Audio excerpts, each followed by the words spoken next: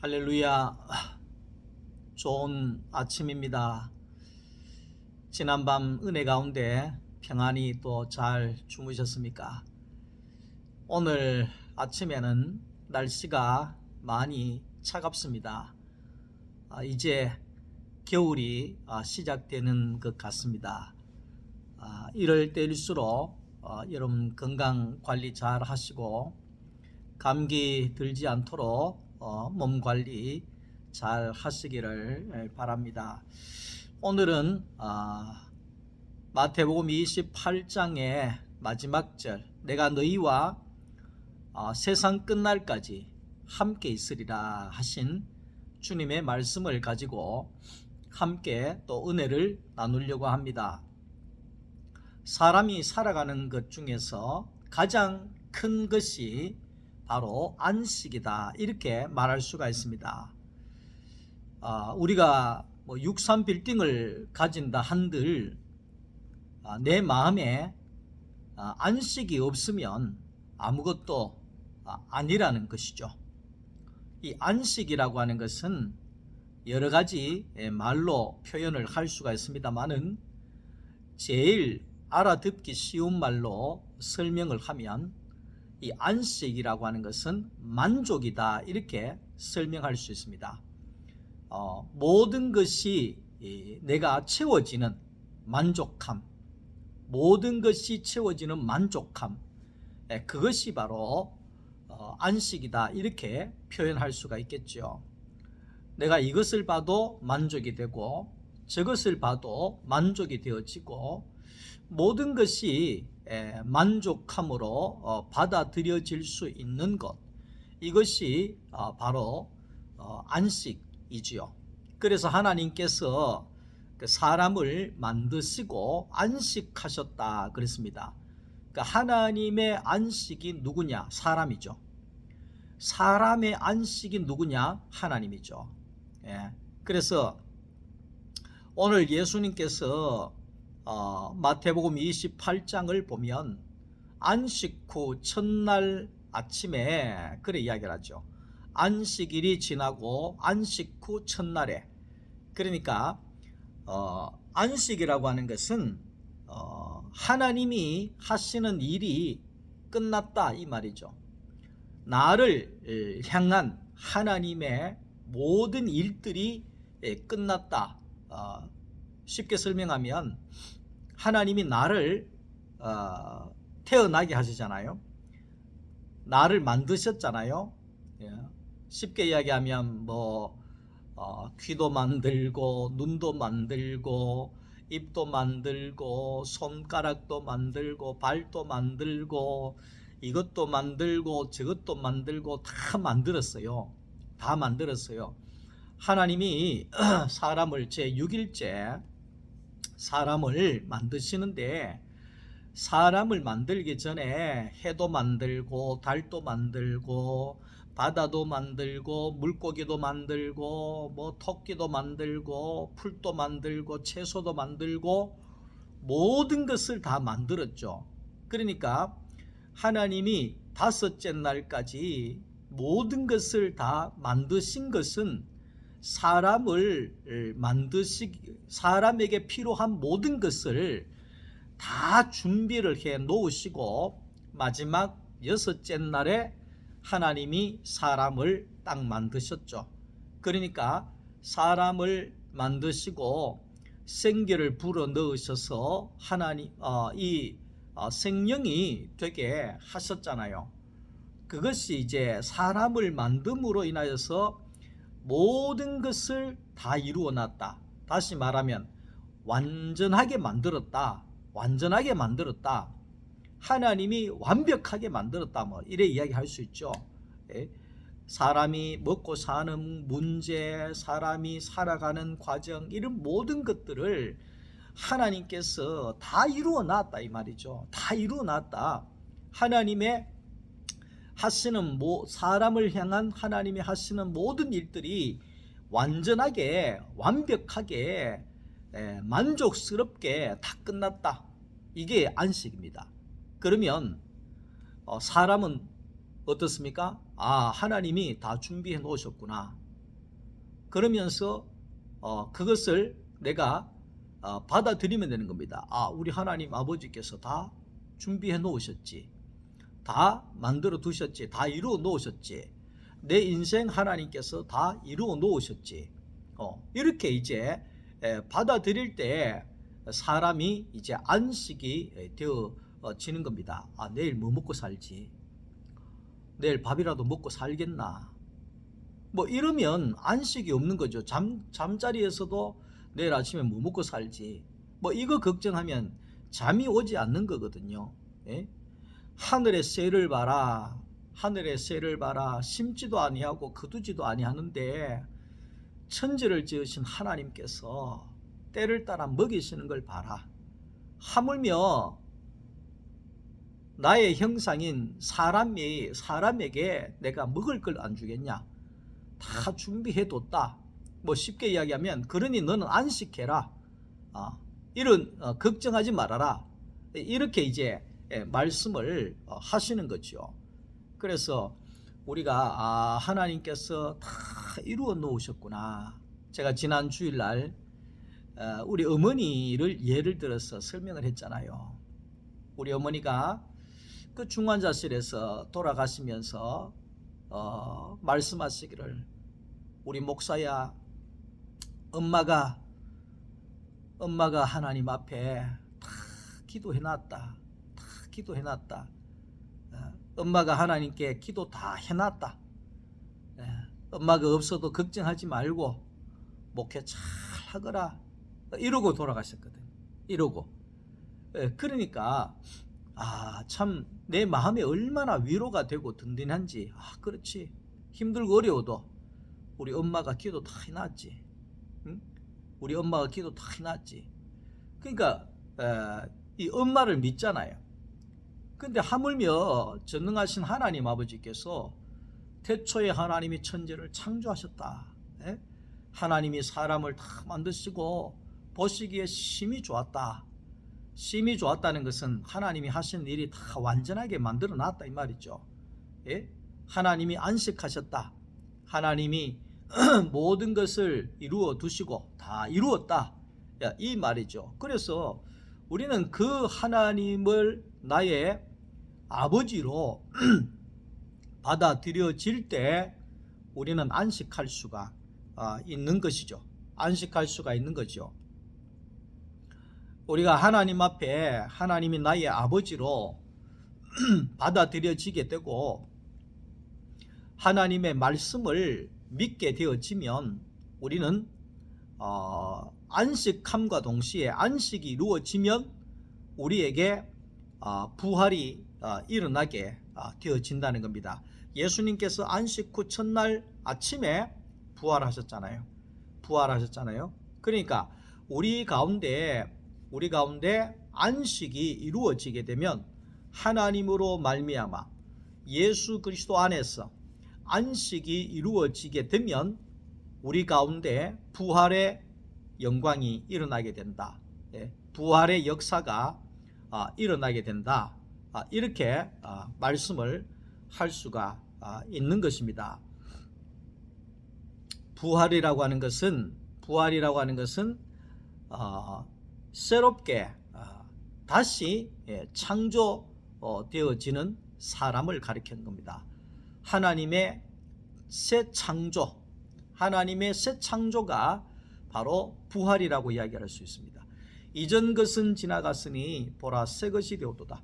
이제는 미안합니다. 이제는 뭐 깡패처럼 살았지만 이제는 내가 예수 안에서 구속 안에서 새 사람이 되어졌을 때 부활의 신앙이 일어나게 되고 이전에는 그런 삶을 살았지만 이제는 하나님을 드러내고 하나님을 나타내고 하나님의 복음을 증거하면서 하나님의 나라를 위해서 그의 나라와 의를 위하여서 살아가는 그런 새로운 사람으로 이제는 부활했다. 다시 살아났다. 거듭났다. 이렇게 말씀을 할 수가 있는 것이죠. 우리가 늘 불안하고 두렵고 힘들고 어렵고 이런 것은 뭐냐 하면 우리가 사람의 자리를 떠나게 되면 우리는 늘 그렇게 힘든 일들이 일어날 수밖에 없는 것이죠. 나는 하나님의 피조물로서 하나님이 다 이루어 놓으신 그 자리에서 만족하며 살 수 있는 자라는 것을 우리가 알 때 우리는 아무 문제가 없다 하는 것입니다. 그래서 우리가 하나님 아버지의 피조물로서 예수 안에 구속 가운데 우리가 살아가게 되어지면 먼저 부활이 일어난다 그랬잖아요. 여기에서 무슨 부활이 일어나느냐? 말씀의 부활이 우리 가운데 일어나게 되어진다, 이렇게 말씀합니다. 저도 이제 신앙생활 한 지도 수십 년이 되고 목사가 된 지도 벌써 목회를 한 지도 벌써 한 30년이 지나가는데 이 과정들 속에서 제가 참 복음으로 예수를 만나게 되어지고 예수 안에서 함께 죽고 함께 사는 이런 과정들을 겪을 때 제일 먼저 다가오는 것이 뭐냐면 말씀이 부활한 겁니다. 말씀의 부활이 일어나게 된 겁니다. 이전에는 성경 구절도 많이 외우고 성경 시험도 잘 치고 성경도 많이 알고 그래 했는데, 근데 그것이 그냥 성경이었지 나를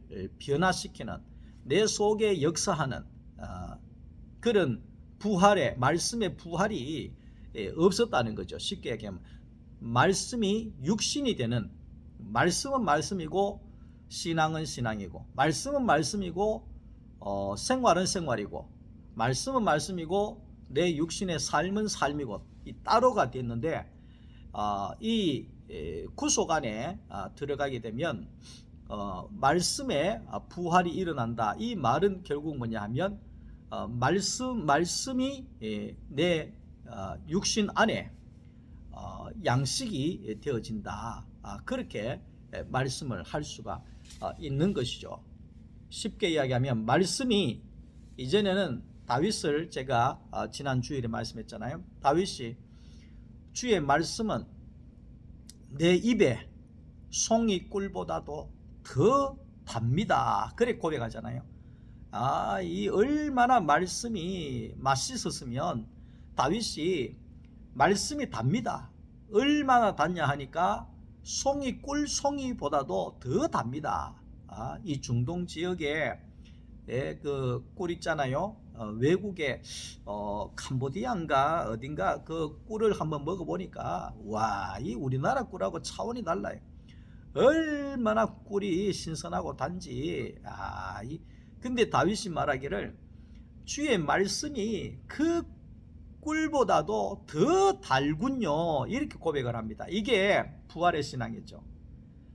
이게 부활의 신앙이죠. 말씀을 들어도 한쪽 귀로 듣고 한쪽 귀로 흘러가 버리면 아무런 이게 없잖아요. 근데 말씀 들을 때는 좋아하지만 일어서면 또 잊어버리고 교회를 나가면 잊어버리고,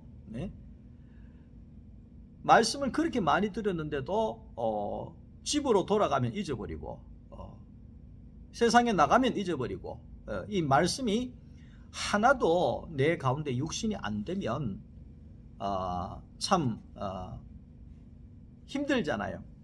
근데 우리가 예수 안에 안식이 이루어지는 사람에게는 이 말씀의 부활이 가장 먼저 일어나게 되는 거죠.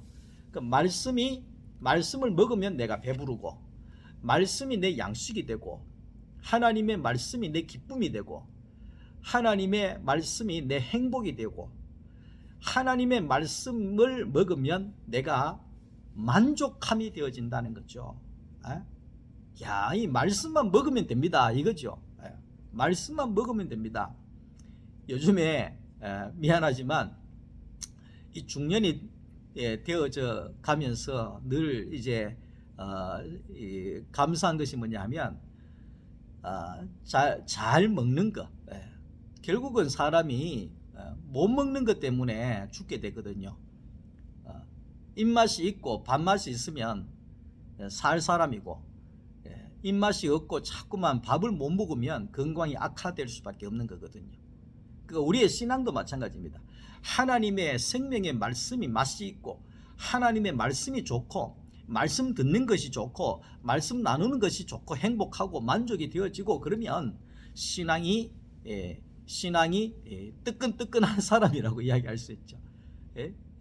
하나님과 교통하는 사람, 하나님과 함께 사는 사람, 하나님의 말씀이 내 육신이 되는 사람, 다윗처럼 송이꿀보다 더 단 삶을 체험하게 되어지는 거지요. 그래서 하나님의 말씀만 있으면 나는 삽니다 하는 이런 인생이 되는 거예요. 결국은 말씀이 있으면 나는 살겠습니다. 여러분, 돈 있으면 여러분 살 수 있다고 생각하십니까? 아닙니다. 돈이 있어도 생명의 말씀이 없으면 돈이 아무 소용이 없습니다. 어저께 제가 전라도에 우리 어떤 사모님 가정하고 교제를 하면서 그 사모님의 그 신앙의 대수가 6대째 뭐 신앙의 가정인가 그리 이야기를 하더라고요. 신앙의 6대째. 그렇게 생각하면 거의 우리나라의 초기에 선교사들이 들어와서 선교할 때 그때 복음을 받아들인 가정이다 이래 볼 수 있어요. 근데 그 가정에 1970년도에 1970년도라 그러면 제가 이 국민학교 뭐 입학할 땐가 뭐 하여튼 그 정도 돼요. 근데 그때 당시에 그 어머니가 먹고 살기가 너무 힘들고 어려운데 뭐 정말 그런 상황인데 이 어머니가 은혜를 입어 가지고 자기가 그 하나님 앞에 이 교회를 이 초가집 교회를 내가 이 성전을 하나 건축할 수 있도록 내가 하나님 앞에 건축 헌금을 드리겠습니다 하면서 작정을 하고 왔는가 봐요. 저 사모님의 그 윗대 할머니가. 근데 이제 할머니가 집으로 돌아와서 남편에게 이야기를 한 거예요. 여보, 내가 오늘 교회에서 하나님 앞에 교회 하나 세우려고 작정하고 왔다. 그러니까 남편이 물었어요. 아, 그래? 잘했네. 뭐 얼마를 작정하고 왔노? 이렇게 했는 거예요. 그러니까 아내 되시는 그 할머니가 1,000만 원 작정하고 왔다. 그렇게 이야기한 거예요. 그러니까 남편이 그래? 그러더니만 남편이 같이 한번 기도해보자 뭐 이런 식으로 하더니만 이 밥도 잘 못 먹고 사는 그런 때인데 그 남편이 몇 달 지나가지고 자 이거 준비했다 하나님 앞에 갖다 드려라 뭐 이런데 그때 당시에 1,000만 원을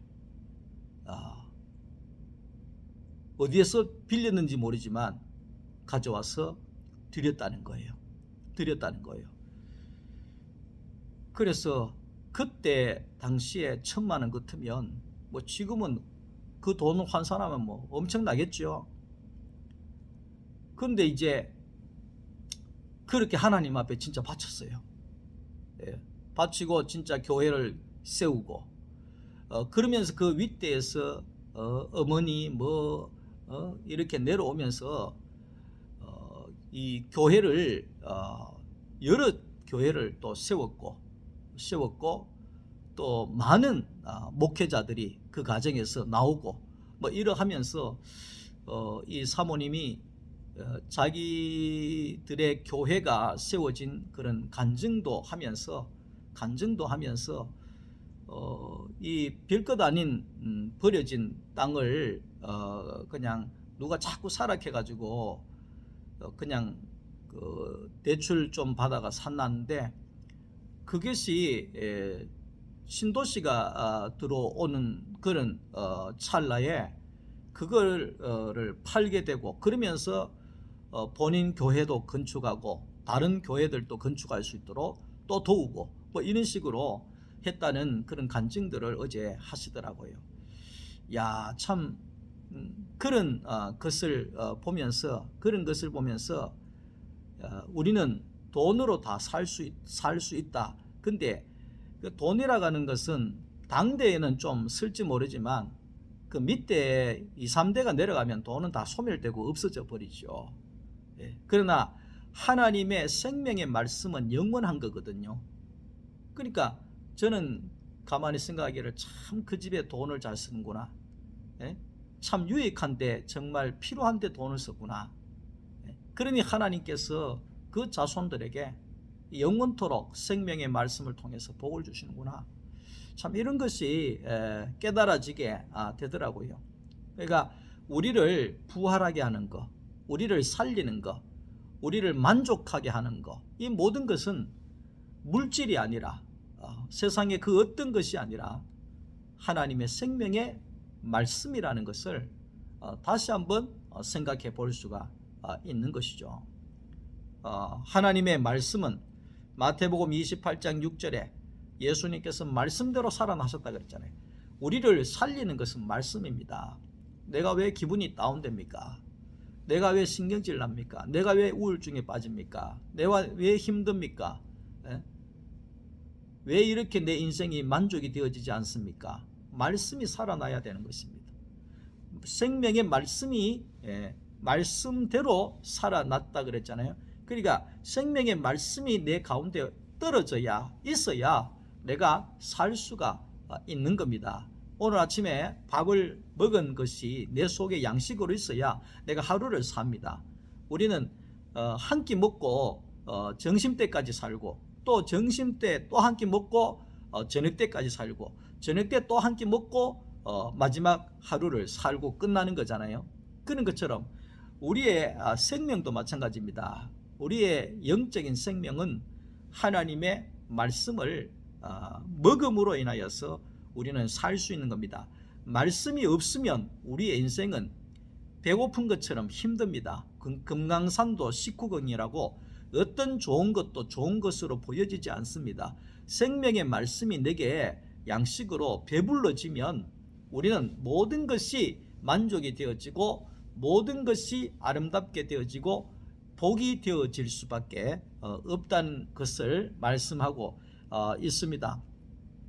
말씀이 곧 생명의 양식이다. 말씀이 예수님의 살을 먹고 나누는 성찬입니다. 우리가 천주교회에서 성찬식을 지금도 열심히 거행하고 있지만 그러나 그것은 진짜 성찬이 아니라 형식입니다. 가장 중요한 것은 말씀이신 하나님, 그 말씀을 먹고 나눔으로 인하여서 성찬을 그 진정한 성찬이 우리에게 이루어지게 된다는 것입니다. 그래서 우리가 말씀이 떨어지면 우리가 좋은 밭이 되어지면 거기에서 나같이 아무것도 아닌 존재 안에서 30배의 하늘의 열매가 나오고 60배, 100배의 열매가 나오는 그런 사람이 되어진다 하는 거지요. 예수님께서 부활하시고 난 이후에 갈릴리로 가셨다 그렇게 말합니다. 갈릴리라고 하는 동네는 거기에 가보니까 고기 잡아 하루 먹고 하루 사는 사람들이에요. 그 사람들은 고기 잡아가지고 하루 먹고 배부르면 또 그것으로 만족하고 또 내일 고기 잡아서 또 하루 먹고면 만족하고 그렇게 사는 사람들이에요. 진짜 촌사람들, 순수한 사람들이죠. 순수한 사람들이죠. 그런데 여기에 이 갈릴리라고 하는 것은 영적으로 해석을 하면 예수만 있으면 살겠다고 하는 사람들이 모여 있는 자리죠. 다시 말하면 예루살렘에 있는 사람들은 예수도 있어야 되고, 아파트도 있어야 되고, 예수도 있어야 되고, 벤츠차도 있어야 되고, 예수도 있어야 되고, 국회의원도 해야 되고, 예수도 있어야 되고, 재물도 있어야 되고, 예수도 있어야 되고, 뭐도 있어야 되고, 그러다 보면 예수가 없어져 버려요. 나중에는 예수가 없어져 버린다니까요. 예수가. 그런데 이 갈릴리 이 동네는 먹고 사는 하나만 있으면 만족하는 동네거든요. 쉽게 참 어떻게 보면 어리석하고 어떻게 보면 순수하다고 이렇게 볼 수 있죠. 근데 이 갈릴리라고 하는 이 동네는 생명이신 예수만 있으면 되는 동네가 된 거예요. 예수만 있으면 됩니다. 이 마음이 가난한 동네죠. 뭐도 있어야 되고 뭐도 있어야 되고 이게 아니라 나는 예수만 있으면 됩니다. 이런 동네가 된 거예요. 이러면 사는 거잖아요. 나를 살리는 것은 예수예요. 나를 살리는 것은 예수예요. 나를 부활하게 하는 것도 예수예요. 예수가 있으면 내가 사는 거예요. 예수가 없으면 내가 힘들죠. 그러니까 이 마음이 이 가난한 사람이라고 하는 것은 나는 예수만 있으면 삽니다. 이 사람이 마음이 가난한 사람이고, 마음이 부유한 사람은 어떤 사람입니까? 뭐 예수도 있어야 되고 이것도 있어야 되고 뭐 저것도 있어야 되고 저것도 있어야 되고 뭐 있어야 될 게 너무 많아. 근데 세상의 것은 채우면 채울수록 더 목마른 것이 세상 거예요. 세상에 내가 돈을 어느 정도 모아야 되겠습니다. 근데 100만 원 모아야 되겠습니다. 100만 원 모으면 1000만 원 모으고 싶고 1000만 원 모으면 또 1억을 모으고 싶고 막 이런 것이 세상이거든요. 만족함이 없습니다. 사람을 보며 세상을 볼 때 만족함이 없었네. 나의 하나님 그분을 볼 때 나는 만족하겠네. 그렇잖아요. 세상은 아무리 해도 만족이 없어요. 만족이 없어요. 대한민국에서 1등 하면 뭡니까? 세계에서 또 1등 하고 싶은 거예요. 세계에서. 그렇기 때문에 이 세상은 만족함이 없는 거죠. 그래서 예수로 만족하는 동네가 바로 갈릴리입니다. 갈릴리는 예수로 만족이 되는 동네죠. 그러니까 예수만 있으면 살 수 있는 갈릴리로 예수님이 가셨죠. 그러면서 예수님이 부활하시고 난 다음에 제자들을 향해서 내 형제여 그래 이야기합니다. 내 형제들이라. 여기에는 내 형제들이라. 그 말은 우리가 십자가로 가서 다시 부활한 사람, 다시 살아난 사람이라야지만이 사람을 볼 때 내 형제로 받아들일 수가 있다는 겁니다. 내 형제로 보여지게 되어진다는 겁니다. 예수로 만족이 되는 사람은 한 형제로 살 수 있는 사람이죠. 우리가 참 세상에는 부부도 그렇지만 가족도 그렇지만 모든 사람들이 하나가 안 됩니다. 우리 이렇게 국민학교 동창회 뭐 이렇게 이야기하고 있는데 동창회 가보면 하나가 안 됩니다. 야단이 납니다. 결국은 싸우고 끝이 나요. 그게 교회하고 다르더라고요. 교회는 뭡니까? 교회는 예수만 있는 동네잖아요. 그러니까 예수 안에 있으니까 다 하나가 될 수가 있는데 세상은 그렇지가 않더라고요. 그러니까 예수로 만족이 되고 생명의 말씀이 양식이 되는 사람이라야지만이 함께 먹고 함께 마시고 함께 웃고 함께 울면서 한 형제로 살아갈 수 있는 하나님의 가족이 될 수가 있다는 거지요. 그래서 우리가 예수님께서 내가 세상 끝날까지 너희와 항상 함께 있을 것이다. 그러니까 세상은 그런 것 같아요. 제일 좋은 사람이 힘들 때, 어려울 때, 좋을 때 함께 있어주는 사람이잖아요. 함께 있어주는 사람. 우리와 영원히 함께 있어줄 분은 바로 예수죠. 임마누엘, 예수. 우리가 영원히 함께 살 사람들은 누굽니까? 교회의 성도들입니다. 예수 안에 한 형제 자매가 된 예수 안에 한 가족들입니다. 그래서 우리 소망교회 안에서 우리가 함께 살아가십시다. 함께 일으켜주고 함께 기뻐하고 함께 슬퍼하고 함께 웃고 함께 울고 함께 먹고 나누는 그런 아름다운 형제 자매의 교회가 될 수 있기를 간절히 축복합니다. 오늘 하루도 추운 날씨 건강 잘 챙기시고 또 주일 아침에 기쁜 모습으로 만나 뵙기를 원합니다. 사랑합니다. 감사합니다. 주 안에서 좋은 하루 되시기를 바랍니다.